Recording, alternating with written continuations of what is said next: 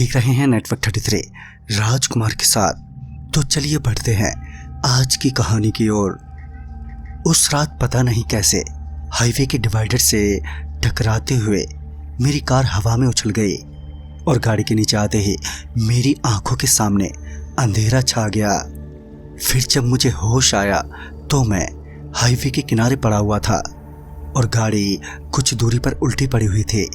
फिर मेरी नज़रें वहीं बगल में बेहोश पड़े मेरे दोस्त रोहित पर पड़ी, जो बहुत ज़्यादा जख्मी था। मैंने उसे उठाने की बहुत कोशिश की मगर वो उठा नहीं। उसे देखकर ऐसा लग रहा था कि जल्दी ही उसे मेडिकल सुविधा नहीं मिली तो वो मर सकता है। तभी मैं हाईवे के बीचों बीच जाकर इस उम्मीद में खड़ा हो गया कि कैसे भी करके मैं वहां से गुजरने वाली गाड़ियों से मदद ले लूंगा। मगर 10 से 15 मिनट बीतने के बाद भी उस हाईवे से कोई भी गाड़ी नहीं गुजरी तो मेरी चिंता और भी बढ़ गई।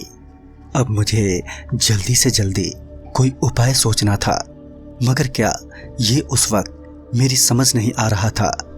तभी हाईवे से कुछ ही दूरी पर मौजूद एक बस्ती पर मेरा ध्यान गया। बस्ती नजर आते ही मैं पल भर की भी देरी किए बिना उस बस्ती की ओर दौड़ा और तकरीबन 5 मिनट के भीतर मैं हांफता हुआ बस्ती में दाखिल हुआ। बस्ती में दाखिल होते ही मुझे जो पहला घर दिखा, मैं उस घर के दरवाजे को जोर जोर से पीटते हुए बोला, अरे भैया भैया कोई है अंदर, मेरा दोस्त हाईवे पर जख्मी पड़ा है। मगर मेरे लाख चीखने चिल्लाने पर और दरवाजा पीटने के बावजूद भी उस घर का दरवाजा नहीं खुला। जब मुझे लगा कि इस घर से मदद नहीं मिलेगी तो मैं उस घर को छोड़कर अगले घर की तरफ बढ़ गया। मैं अभी अगले घर की तरफ बढ़ ही रहा था कि मेरे गर्दन में अचानक ही बहुत तेज खुजली होने लगी। फिर जब मैंने अपनी गर्दन पर अपना हाथ लगाया तो मुझे वहां बड़े बड़े दाने महसूस हुए, मगर मैं उस वक्त उस पर इतना ध्यान न देकर अपनी गर्दन खुजलाता हुआ अगले घर के दरवाजे पर पहुंचा। मगर उस दरवाजे पर भी बात नहीं बनी। मैं अब रोने लगा था, मगर पता नहीं क्यों कोई दरवाजा खोलने को तैयारी नहीं था। तभी मुझे दरवाजा खुलने की आवाज सुनाई दी। फिर जब मैंने उस ओर देखा तो पाया कि 2 घर को छोड़कर जो तीसरा मकान था उसका दरवाजा खुला हुआ है। मैं ये देखते ही उस घर की तरफ दौड़ा। मैं अभी कुछ कदम चला ही था कि मुझे एहसास हुआ कि अब मैं लंगड़ा कर चल रहा हूँ। मैं अपने आप को लंगड़ाता देख एक पल को रुका और अपने पैरों की तरफ देखने लगा, मगर मेरा पैर तो बिल्कुल ठीक ठाक था, मगर फिर भी मैं लंगड़ा के चल रहा था, जो कि बहुत चिंता की बात थी। मगर इससे ज़्यादा चिंता इस बात की थी कि मेरा दोस्त अपनी आखिरी सांसें गिन रहा था। उसका ख्याल आते ही मैंने अपना ध्यान वापस मदद की तलाश में लगा दिया। फिर जब मैं लंगड़ाते हुए उस घर के दरवाजे पर पहुंचा तो पाया कि वो घर खाली पड़ा है, पर वो दरवाजा तेज हवा के चलते अपने आप ही बंद और खुल रहा था, जिससे मैं बहुत ही मायूस हो गया। साथ ही अब तक काफी वक्त बीत चुका था, मगर मैं अभी तक कुछ भी नहीं कर पाया था। मैं वहीं चौराहे पर खड़ा होकर चीखते हुए बोला, अरे अरे कोई तो मेरी मदद करो, मेरे दोस्त की जान चली जाएगी। तभी सामने वाले घर का दरवाजा खुला।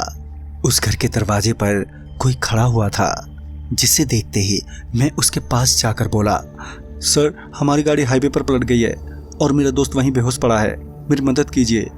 मैंने अभी अपनी बात भी खत्म नहीं की थी कि वो आदमी बिना कुछ कहे घर के भीतर चला गया। फिर मैं उसके वापस लौटने की राह में वहीं दरवाजे के पास बैठ गया, मगर कुछ देर बाद मुझे ये एहसास हो गया कि वो आदमी अब वापस नहीं आने वाला। मैं वहां से उठा और वापस हाईवे की तरफ चल पड़ा। मैं अभी कुछ कदम चला ही था कि मेरे सर में ऐसा महसूस हुआ कि कोई कीड़ा मेरे सर को खा रहा हो। मैंने जैसे ही अपने सिर पर हाथ से टटोला तो मेरे हाथ में बहुत सारे कीड़े चिपक गए। उन कीड़ों को देखते ही मैं एकदम से लड़खड़ा गया।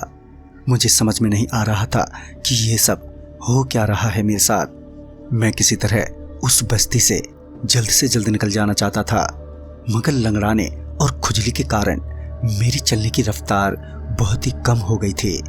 मगर मैं फिर भी दर्द को सहते हुए आगे बढ़े जा रहा था। तभी मेरा पांव किसी पत्थर से टकराने के कारण मैं वहीं पर औंधे मुंह गिर पड़ा।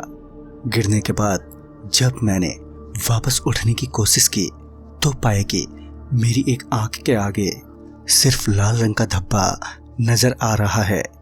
मुझे अब यकीन हो गया था कि ये जगह हॉन्टेड है और मैंने यहाँ आकर बहुत बड़ी भूल कर दी है। फिर मैं किसी तरह लंगड़ाते कराते हुए उस बस्ती के बाहर निकल आया।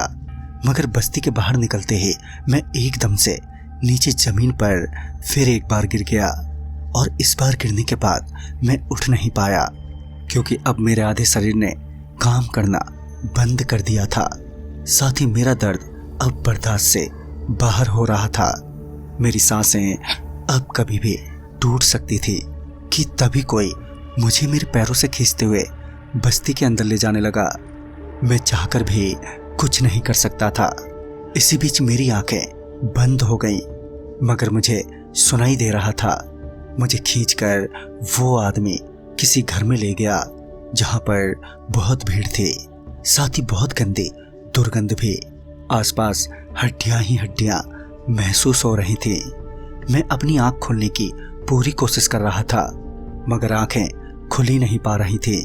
और फिर इसी बीच मैं बेहोश हो गया। फिर जब मुझे होश आया तो मैं उसी बस्ती के एक घर में था जहां मानव कंकाल का ढेर लगा था। अच्छी बात तो ये थी कि वहां पर पुलिस भी थी जो मुझे अपने साथ रेस्क्यू करके ले जा रही थी।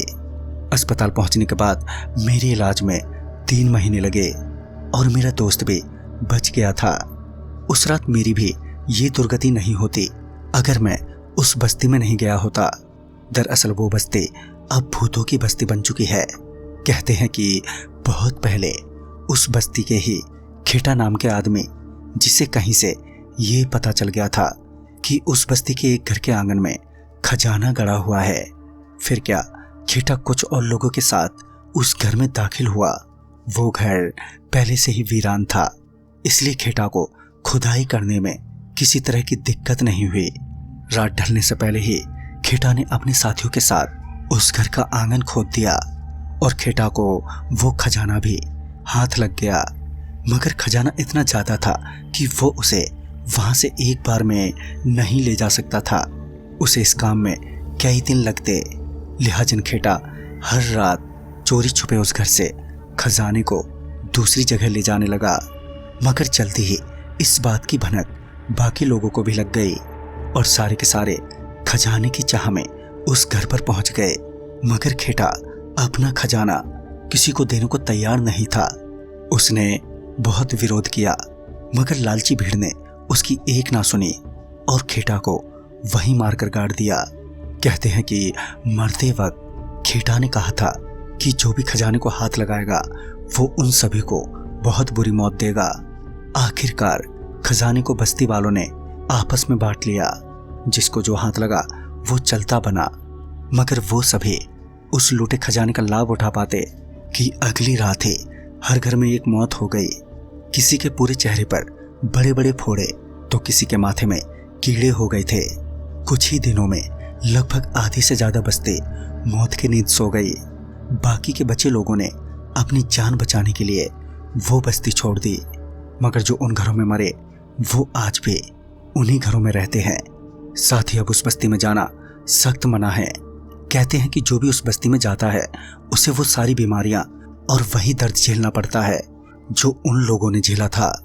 खैर मैं बच तो गया, मगर मुझे उस हादसे से उबरने में कई साल लग गए। आज भी मेरे शरीर पर उन घावों के निशान हैं जो मुझे उस भूतिया बस्ती ने दिए थे। तो दोस्तों, इस कहानी में बस इतना ही। तब तक के लिए बाय एंड टेक केयर।